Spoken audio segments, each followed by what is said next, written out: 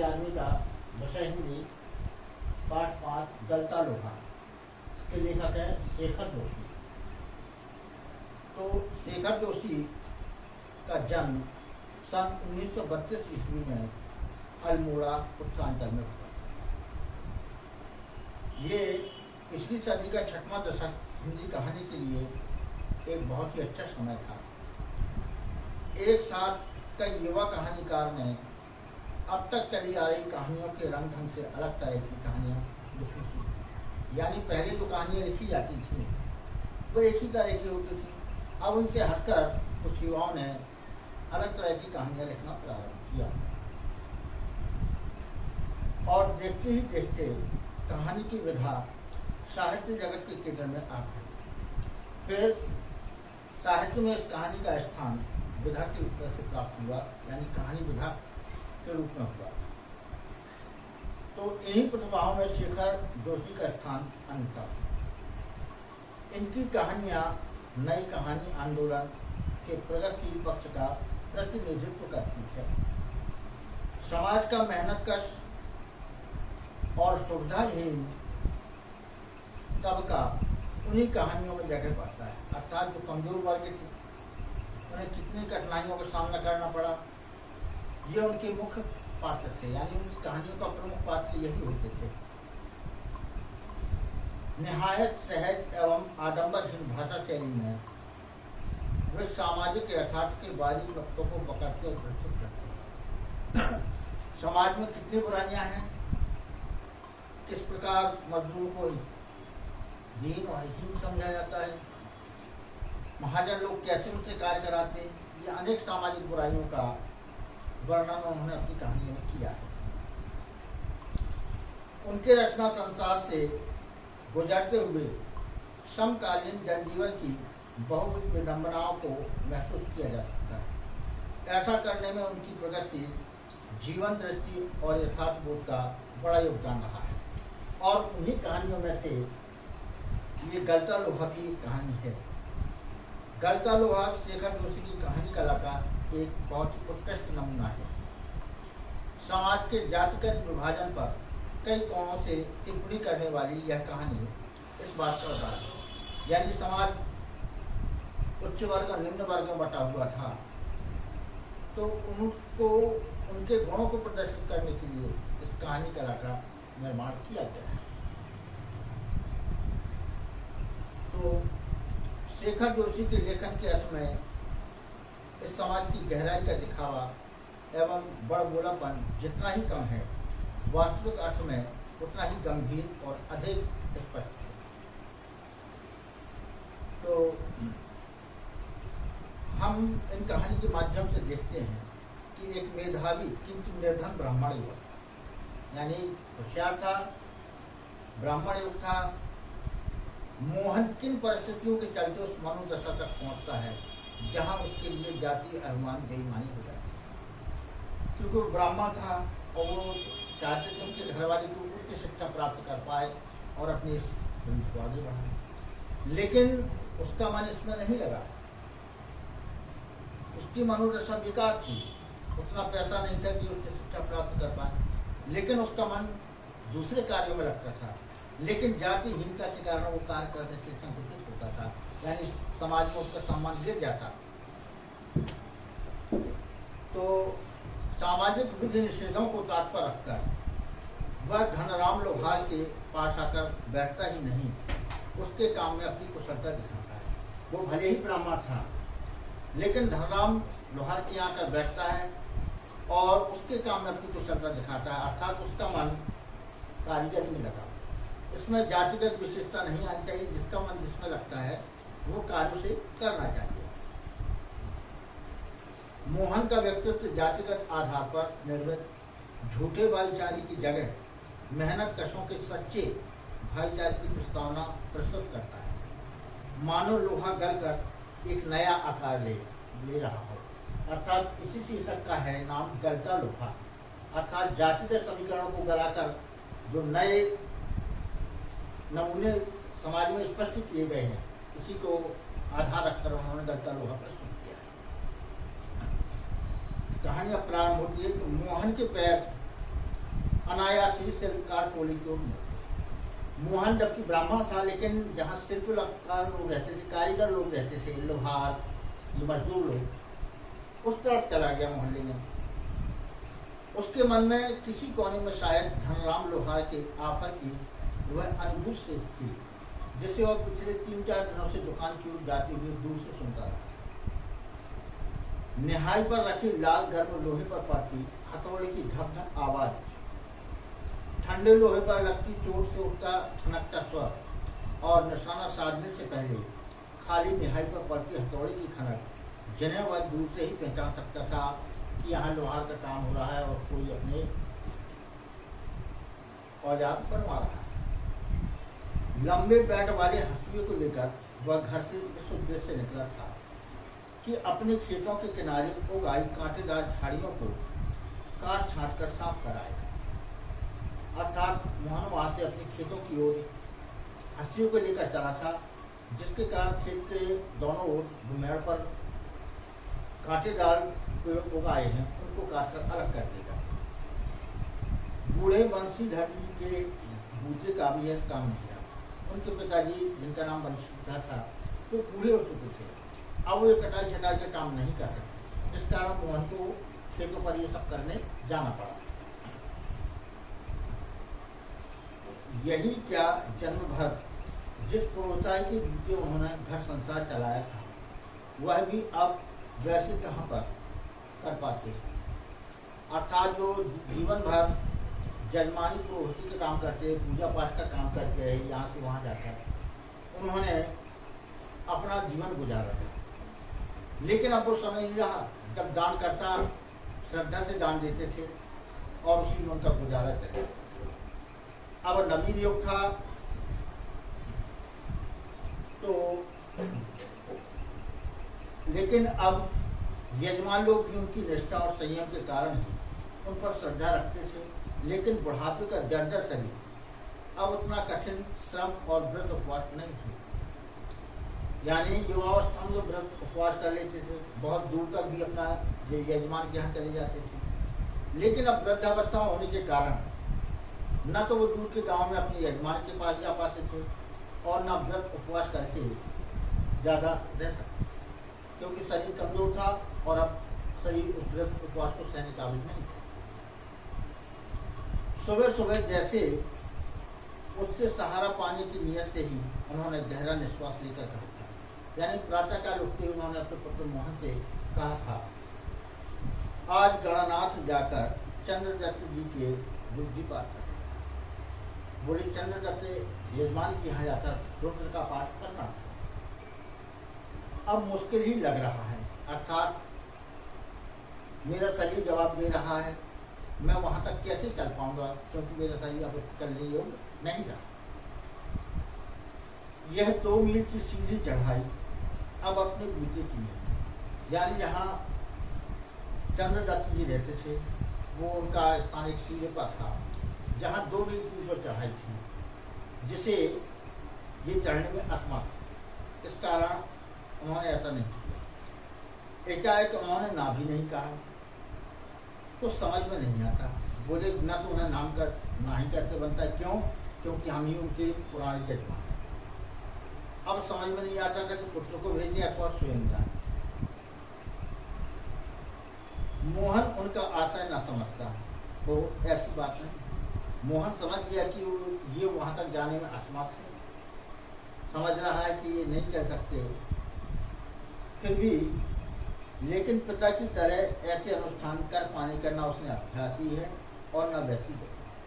अर्थात वो अपने पिताजी के समान न तो अनुष्ठान को पूर्ण संपन्न कर सकता है, उसने उसमें ध्यान नहीं दिया, और न उतनी तेजी से वह कार्य कर सकता है।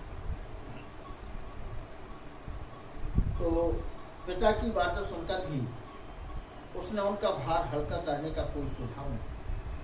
अर्थात पिताजी ने जब ये समस्या रखी थी तो पुत्र का काम था तो कोई ना कोई सुझाव देता कि मैं जा रहा हूँ, अथवा मैं आपको वहाँ तक छोड़ आऊँ तो कम से कम और वहाँ से ले आऊँगा। इस प्रकार का कोई सुझाव देता तो उनको भी अच्छा लगता, क्योंकि वो चल नहीं सकते थे। हो सकता है पुत्र उन्हें छोड़ाता तो बैठ के काम कर लेते और लौटते समय उनको देते आते। लेकिन न तो वो स्वयं गया और न ही उसने उन्हें वहाँ जाने के लिए कोई विचार प्रस्तुत किया।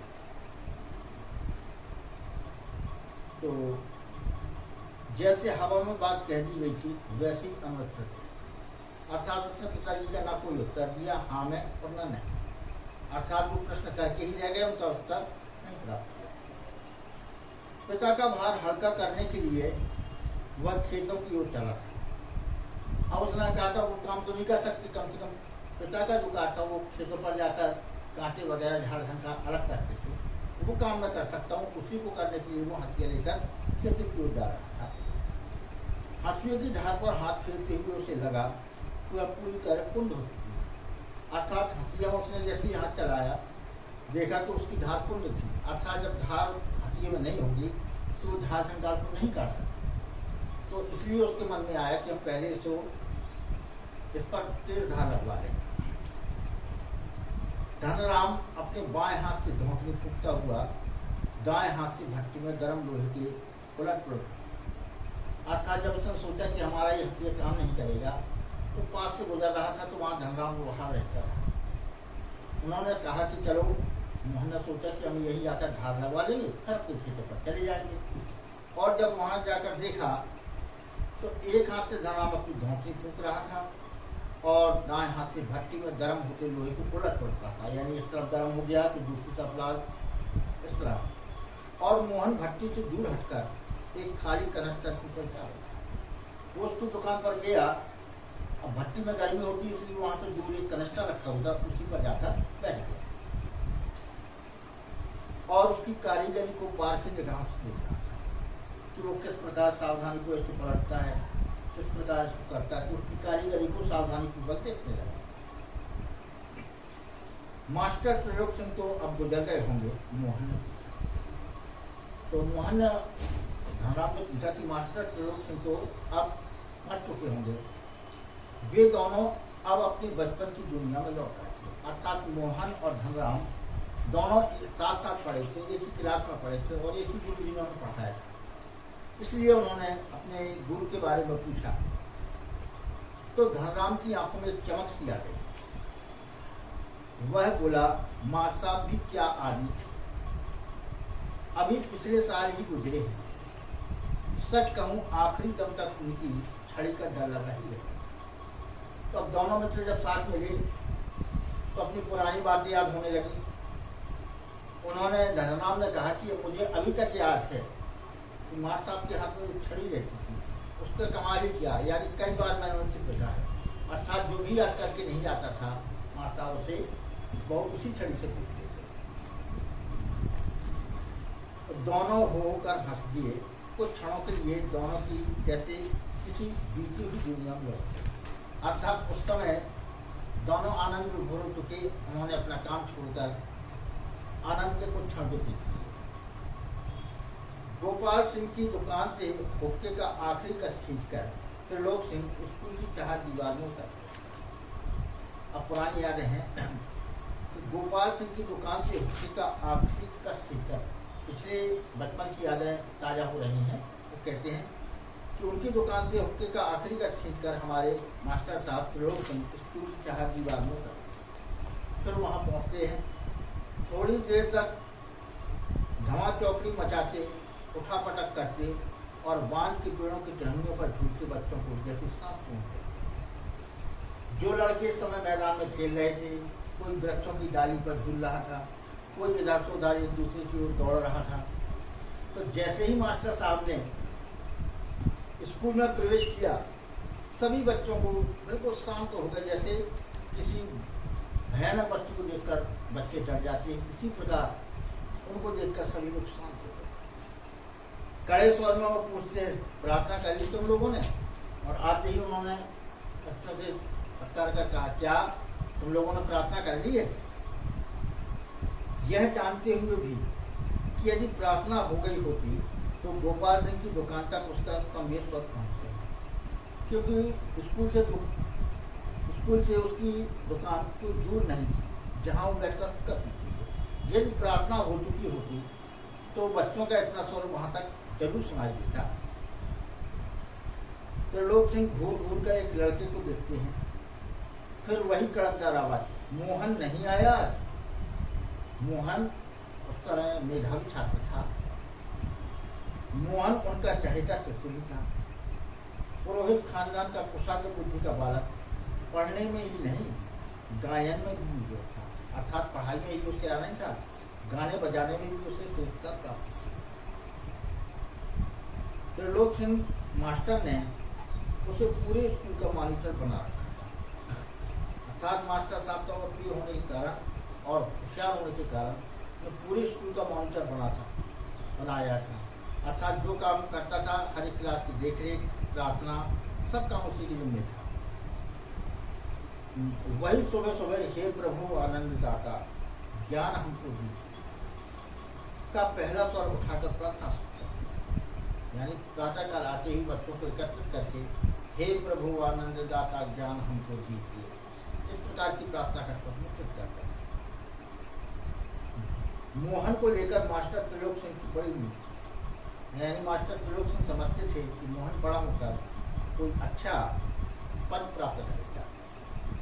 कक्षा में किसी छात्र को कोई सवाल न आने पर वे वही सवाल मोहन से पूछते और उनका अनुमान सही निकलता। अर्थात जब क्लास से कोई सवाल नहीं बनता था तो वही सवाल मोहन से पूछते थे और मोहन उनका सही उत्तर देता था। अर्थात मास्टर जी का ज्ञान सही था कि वो उससे अवश्य ये प्रश्न बन गया होता। मोहन ठीक ठाक उत्तर देकर उन्हें संतुष्ट कर देता था और तब से वे उस सज्जी बालक को दंड देने का भार मोहन पर डाल देते। अर्थात जिस बच्चे से प्रश्न नहीं बना था तो मोहन के उत्तर देने पर कहते थे कि मोहन ही इसे सजा देगा, अर्थात मोहन ही उसे दंड देने का अधिकारी था। पकड़ इसका कान और लगवा इससे 10 बैठक, वे आदेश दे देते। धनराम भी उनके अनेक छात्रों में से एक था। अर्थात अनेक छात्रों में से धनराम भी एक था। केवल ये मोहन ही होशियार था जिसने त्रिलोक सिंह मास्टर के आदेश पर अपने हमजोली मोहन के हाथों कई बार दिया। अर्थात जब उससे प्रश्न नहीं बना और मोहन ने बता दिया तो उनके मास्टर साहब के आदेश पर मोहन ने उसे कई बार पीटा था और उसने उसे सहन किया था। यह कान खिंचवाए थे। मोहन के प्रति थोड़ी बहुत ईर्षा रहने पर भी धनराम प्रारंभ से उसके प्रति स्नेह और आदर का भाव रखता था। अर्थात ये तो होशियार था लेकिन बचपन से ही मोहन के प्रति उसका प्रेम भाव स्पष्ट था। इसका एक कारण शायद यह था कि बचपन से ही मन में बैठा दी गई जातिगत हीनता के कारण धनराम ने कभी मोहन को अपना प्रतिनिधि नहीं, क्योंकि ये ब्राह्मण थे और ये लोहार थे। उन्होंने एक दूसरे को प्रतिनिधि नहीं समझा, बल्कि वह इसे मोहन का अधिकार ही समझता था। और बीच बीच में त्रिलोक सिंह मास्टर का यह कहना था कि मोहन एक दिन बड़ा आदमी बनकर स्कूल का और उनका नाम ऊंचा करे। वो मोहन से इतने प्रसन्न थे कि उन्होंने कह दिया था कि ये बालक ही कुछ उसका अधिकारी बनेगा। धनराम के लिए किसी और तरह से सोचने की गुंजाइश नहीं, अर्थात वो अपने पैतृक धंधे यानी लोहारगिरी का ही काम कर सकते। और धनराम वह गांव के दूसरे खेतिहर या मजदूर परिवारों के लड़कों की तरह किसी प्रकार तीसरे दर्जे तक के स्कूल का मुख्य। अर्थात धनराम जो गांव के अन्य बच्चे थे, कहीं 2 पढ़े कोई 3 पढ़ा, इसी प्रकार वो भी 3 कक्षा तक उन्होंने प्राप्त की। इसके पश्चात अपने पैतृक धंधे पर बैठ गए। त्रिलोक सिंह मास्टर कभी कभार ही उसका विशेष ध्यान रखते थे। एक दिन अचानक ही उन्होंने पूछ लिया, धनुआ तेरा का पहाड़ा सुना। यानी धनीराम को प्रेम से धनुआ कहते थे। बोले धनुआ तेरा का पहाड़ा सुना। बाहर 12 तक का पहाड़ा तो उसने किसी तरह याद कर लिया था, लेकिन 13 का पहाड़ा ही उसके लिए पहाड़ हो गया। बोले 13 का पहाड़ा मैंने कई बार पढ़ा, कई बार याद किया, लेकिन वो मुझसे नहीं बनता था। तेरे एकम तेरे 13 दूनी 24, यानी उसने पहाड़ा सुनाया 13 एकम 13, 13 दूनी 24, 26 नहीं कहा। सटा एक संख्या उसकी पंडलियों पर मार सामने लगा। जैसे उसने गलत किया, मार सामने एक छड़ी उसके लगा, वह टूट गई। गुस्से में उन्होंने आदेश दिया, जा नाले से अच्छी मजबूत संख्या तोड़ कर ला, फिर तुझे 13 का पारा याद कराता हूँ। त्रिलोक सिंह मास्टर का यह सामान्य नियम था, सजा पाने वाले को ही अपने लिए हथियार भी उतराना होता था। यानी सजा भी वो पाए और वो छड़ी ढूंढ कर भी वही ला, ये उनका नियम था। तो और जाहिर है बलि का बकरा अपने से अधिक मास्टर के संतोष को ध्यान में रखकर टहनी का चुनाव ऐसे करता था जैसे वह अपने लिए नहीं बल्कि किसी दूसरे को दंडित करने के लिए हथियार का चुनाव करता। यानी बच्चे भी ऐसे थे कि मास्टर साहब ऐसा न कहें कि छड़ी कैसी छड़ी आए, अच्छी छड़ी तोड़कर हाथ से ले जैसे किसी दुश्मन को प्रहार करना। धनराम को मंद बुद्धि पाकर ये डर पूरे दिन घोटा लगाने पर भी 13 का पहाड़ा याद नहीं। यानी धनराम से कहा कि जब जाने लगो तो मुझे 13 का पहाड़ा सुनाना। तो दिन भर उसने 13 का पहाड़ा में घोटा लगाया, लेकिन फिर भी उसे याद नहीं हुआ। छुट्टी के समय जब मास्टर साहब ने उसे दोबारा पहाड़ा सुनाने को कहा तो तीसरी सीढ़ी तक पहुंचते पहुंचते वक्त लगा। यानी 3 तक तो उसने पहाड़ा सही सुनाया, इसके पश्चात वो पुनः भूल गया। लेकिन इस बार मास्टर त्रिलोक सिंह ने उसके लाइव उद्यान का उपयोग करने की बजाय जवान की चाबुक चला दी। अर्थात इस समय छड़ी से नहीं पीटा बल्कि जवान की चाबुक चला दी। तेरे दिमाग में तो लोहा भरा है, विद्या का ताप कहाँ? क्योंकि वो लोहा था, इसलिए उन्होंने कहा तुम्हारे दिमाग में तो लोहा भरा है, विद्या का ताप कहाँ लगेगा। अपने थैले से 5-6 दरातियाँ निकालकर उन्होंने धनराम को धार लगा लाने के लिए पकड़ा और मास्टर साहब ने अपनी 5-6 दरातियाँ अपने थैले से निकाली और धनराम को देते हुए कहा जा इसमें धार लगा। किताबों का विद्या का ताप लगाने का सामर्थ्य धनराम के पिता की भी नहीं थी। धनराम हाथ पैर चलाने लायक हुआ ही था कि बाप ने उसे झोंकने फूकने या स्थान लगाने के कामों में उलझाना शुरू कर दिया और फिर धीरे धीरे हथौड़े से लेकर घन चलाने की विद्या सिखाने लगा। फर्क इतना ही था कि जहाँ मास्टर त्रिलोक सिंह उसे अपनी पसंद का बैग चुनने की छूट देते थे, वहाँ गंगाराम उसका चुनाव स्वयं करते थे और जरा सी गलती होने पर 6 बैग हत्था जो भी लग जाता था उसी से अपना प्रसाद देते। एक दिन गंगाराम अचानक चल बसे तो धनराम ने सहज भाव से उनकी विरासत संभाली और पास पड़ोस के गांव वालों को याद नहीं रहा वे कब गंगाराम की आफत को धनराम का आफत कहने लगे। यानी गंगाराम सुधार गया, अब गंगाराम की जगह धनराम उनका आफत पूरा करने लगा। प्राइमरी स्कूल की सीमा लांघते ही मोहन ने छात्र प्राप्त कर दिया। यानी मोहन होशियार था और होशियारी कारणों से छात्र सरकार से मिले जाएगी। त्रिलोक सिंह मास्टर की भविष्यवाणी को किसी हद तक सिद्ध कर दिया तो साधारण हैसियत वाले यजमानों की पुरोहिताई करने वाले वंशीधर तिवारी का हौसला बढ़ गया। यानी छात्रों की मिलने लगी तो उनके पिताजी वंशीधर का उत्साह भी बढ़ गया और वे अपने पुत्र को पढ़ा लिखा कर बड़ा आदमी बनाने का स्वप्न थे। मेरे पुत्र को पढ़ा लिखा कर इसे अच्छा कोई बड़ा अधिकारी बनाएंगे। पीढ़ियों से चले आ रहे पैतृक धंधे से उन्हें निराश कर दान दक्षिणा की पूंजी पर भी किसी तरह परिवार का आधा पेट था। अर्थात जो समाज से दान दक्षिणा मिलती थी उसके परिवार का आधा ही खर्च करता, फिर पढ़ाई के लिए इतना धन कहाँ से आएगा। मोहन पढ़ लिख कर वंश का दारिद्र्य मिटा दे यह उनकी हार्दिक थी, लेकिन इच्छा उन्होंने भर से क्या था तो सब कुछ नहीं हो जाता। आगे की पढ़ाई के लिए जो स्कूल था वह गांव से 4 मील अर्थात आगे पढ़ने के लिए स्कूल थे। आजकल के ज़माने की तरह नहीं थी कि आसपास हर गाँव में स्कूल थे, वहाँ पढ़ने के लिए उसे 4 मील दूर जाना पड़ता था। 2 मील की चढ़ाई के अलावा बरसात के मौसम में रास्ते में पड़ने वाली नदी की समस्या अलग थी। तो भी बंशीधर ने हिम्मत नहीं हारी और लड़के का नाम स्कूल में लिखवा दिया। फिर उन्होंने कहा लड़का पढ़ लिख जाएगा तो उन्होंने उस स्कूल में नाम लिखवा दिया। बालक मोहन लंबा रास्ता तय कर स्कूल जाता और छुट्टी के बाद थका मांदा घर लौटता। तो पिता पुराणों की कथाओं से विद्या व्यसनी बालकों का उदाहरण देकर उसे उत्साहित करने की कोशिश करते। पिताजी उदाहरण देते थे, वो बालक ध्रुव था, वो उसने इतनी विद्या प्राप्त की, इस प्रकार उसका उत्साह बढ़ाया करते थे। वर्षा के दिनों में नदी पार करने की कठिनाई को देखते हुए बंसीधर ने नदी पार के एक गाँव में एक यजमान घर में मोहन का डेरा तय किया। यानी नदी के पार जो गांव था, वहाँ जहाँ स्कूल था, तो उनका रोज ये नदी पार करेगा, कभी हो सकता है बाढ़ भी आ जाए तो हमारा फसल डूब जाएगा। तो अपने के यजमान के यहाँ उसके रहने का प्रबंध कर दिया।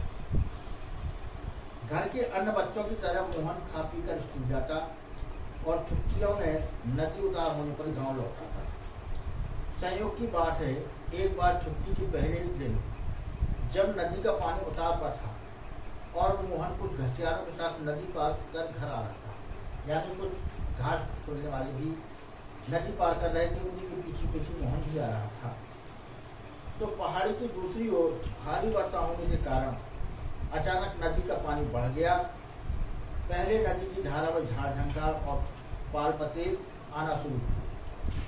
तो अनुभवी घसियारों ने तेजी से पानी को काटकर आगे बढ़ने की कोशिश की, लेकिन किनारे पहुंचते पहुंचते मटमैले पानी का रीला उन तक आ ही पहुंचा। वे लोग किसी प्रकार सकुशल इस पार पहुंचने में सफल हो गए। इस घटना के बाद बंसीधर घबरा गए और उन्होंने बच्चे के भविष्य को लेकर चिंतित रहने लगे, अर्थात कि मेरा पुत्र भी कहीं नदी में डूब न जाए, इसके बारे में चिंतित रहने लगे और उसका उपाय सोचने लगे।